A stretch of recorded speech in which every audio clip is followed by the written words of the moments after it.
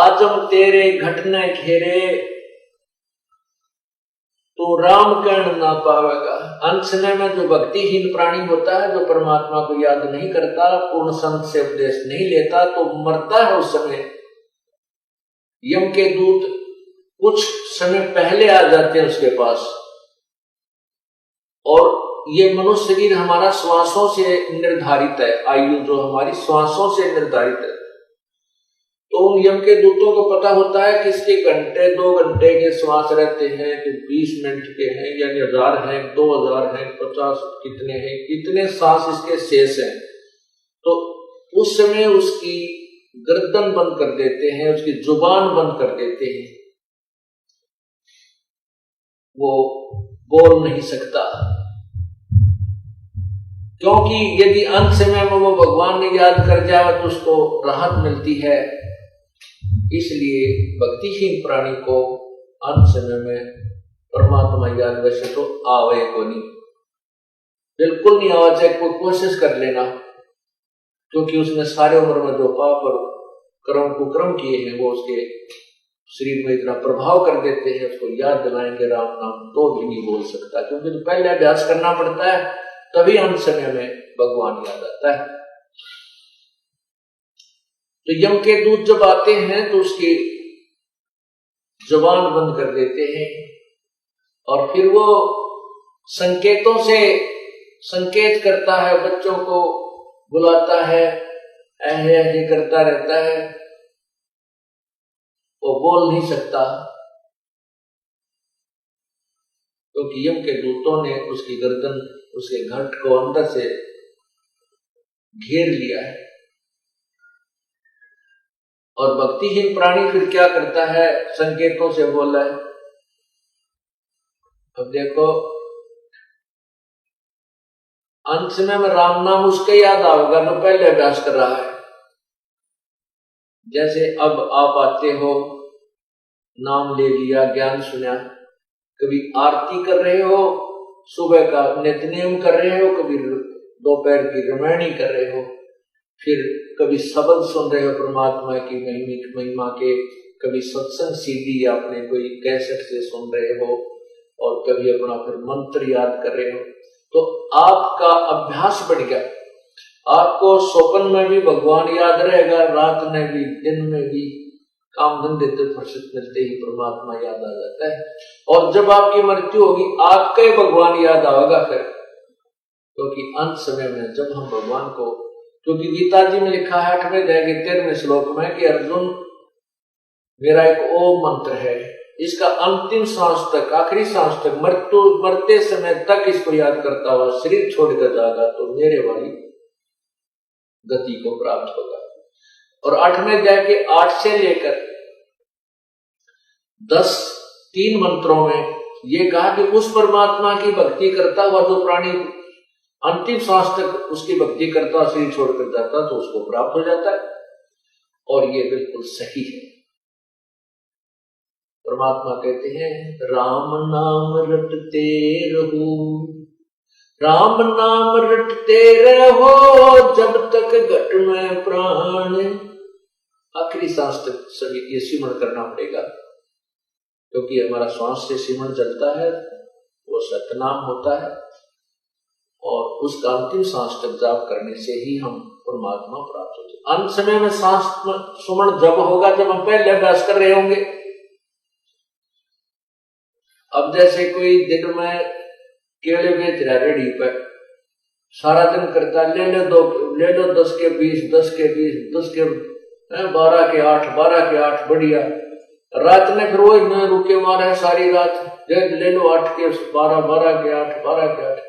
तो जैसा उसने दिन में अभ्यास किया ऐसा ही रात में। एक समय हम पढ़ा करते छोटे छोटे 5वीं 6वीं 4थी में, हमारा एक चाचा था दूसरे दादा का, वो बोल रहा था कि किसी के भी आकर रात में दिन में वही खाना खा लेता हुए सो जाया करता। वो बाजरे का रुखाला जाया करता, बाजरे का रुखाला जाते थे। चिड़िया बहुत परेशान करती है, बाजरे को खाती है, उनको सारा दिन रुखवाले ने ऐसा करना पड़ता, हर हर कर लो, को पटकना रखते थे, गोफिया वो छोड़ते थे, कुड़का आवाज लगाते थे, तो दिन में वो 1-2 महीने पक्का अभ्यास हो जाता हुर्र करूंगा।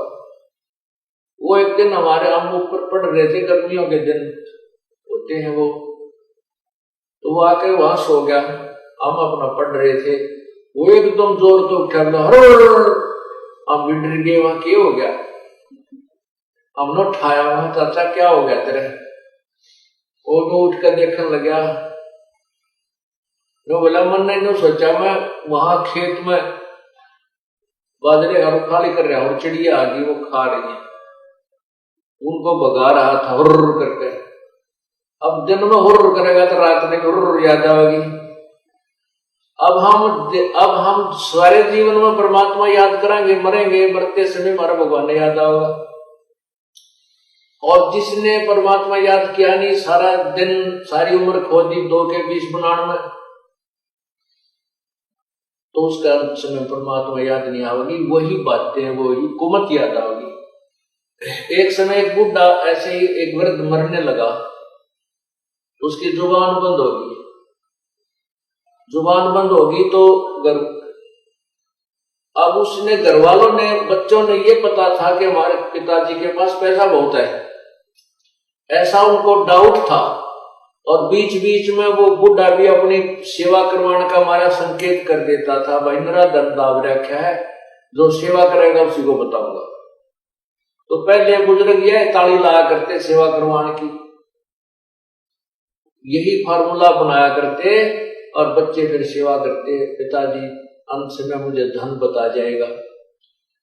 तो उन बच्चों को शंका होगी कि पिता, और वो वृद्ध की जुबान बंद होगी, वो संकेत कर रहा है, ऐसे ऐसे ऐसे कर रहा है। बच्चों ने सोचा पिताजी बोल नहीं पा रहा है और धन बताना चाहता है, ये मृत्यु को प्राप्त होने वाला है। उन बच्चों को पता था कि दूसरे गांव में एक व्यक्ति है जो ऐसी दवाई मुंह में डाल देता है या इंजेक्शन लगाता है, वो 500 रुपए लेता है, और जब तक उस व्यक्ति के श्वास हैं 2 मिनट 4 मिनट, वो जुबान खोल देता है, बोल लेता है। तो भागकर उस गांव में गए और उस डॉक्टर ने ले बुला के, और उस डॉक्टर ने उसका इंजेक्शन लगा दिया, 500 रुपये लेगा, वो चला गया। बूढ़ा बोलने लग गया, तो वो कहने लगे पिताजी बता, जल्दी बता दो कहाँ रखा है वो धन।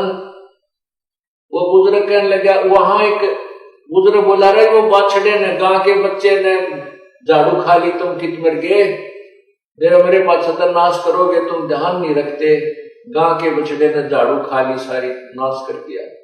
नो कहकर बूढ़ा मर गया, इतना सांस शेष रह रहा था। अब वो गाय का बच्चा कोई झाड़ू खा रहा था, और बुढ़े की दृष्टि मरते समय उस पर पड़ेगी, उसके मन में यह चिंता होगी, तेरे मरने के बाद ये बच्चे नाश करेंगे, देख कति संभाल नहीं करते, और यह झाड़ू खराब कर दी बच्चे, गाय के बच्चे। अब उन 2 बच्चों ने माथे माथ मारा, पिताजी यह 2.5 आना की झाड़ू 500 रुपए में पड़ेगी।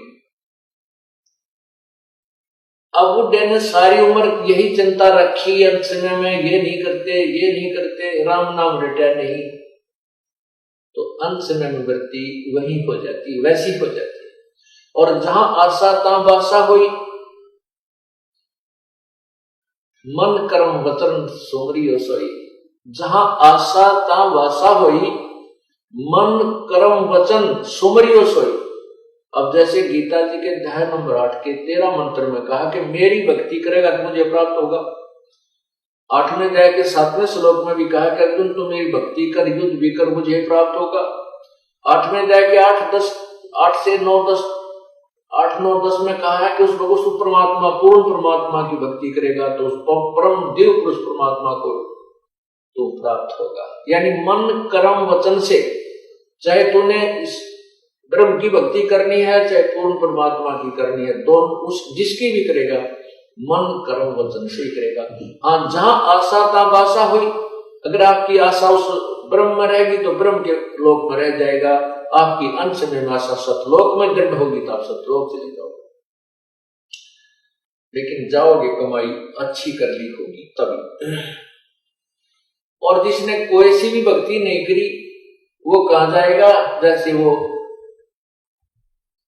अंश में मरते समय बच्चा में चिंता होगी, बच्चों में अपने परिवार में ममता रह जाती है, और वही मर कर फिर पशु बन जाएगा, कोई कुतिया बन जाएगी, कोई कुत्ता बन जाएगा, कोई गधा बन जाएगा, या कोई बैल बने, कोई पशु बने।